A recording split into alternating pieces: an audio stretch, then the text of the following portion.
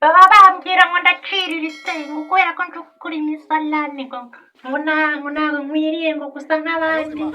Ubuse ko nkakora usuzugura akazi bro, nanjye nkora akazi ko gucukura imisarani.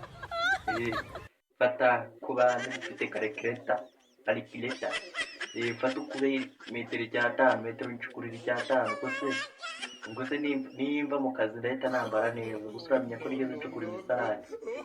Wisuzugura akazi bro, gakora subscribe kugaho ujye no muri comment umbwire wowe akazi ukora kwa minisitiri cyangwa kwame bro. Fuck off.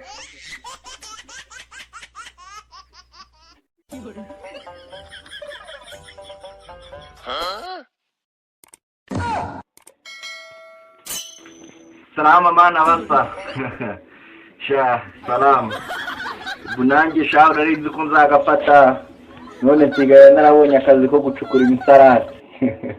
Ku munani nitujya skuru. Sha abaniga banye nzababwira ko nari mfite akazi kameze fresh mwana. Nariyaje. Ubu nange sigaye gucukura imisarani. Salama. Narizi ko nzagafata shabi.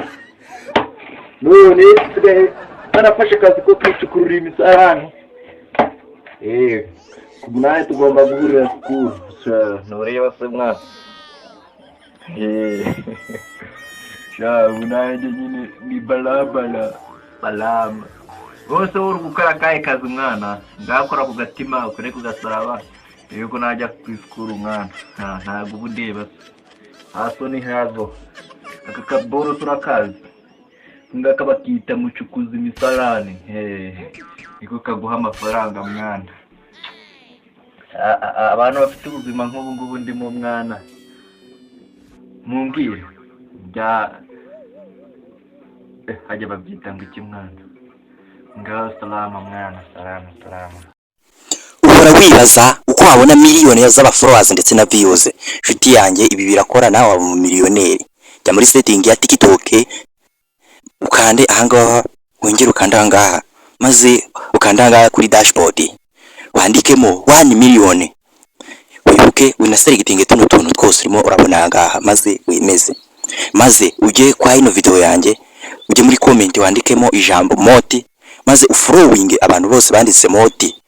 Ndabizi mu nyuma uzanshimira umbwira ko nagiye nkwereka utuntu tw'ubwenge.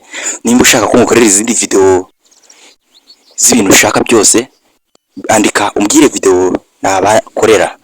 Ndabakunda cyane. Following ukande ugatima kandi no kugasaraba. Ndabakunda. Ciao.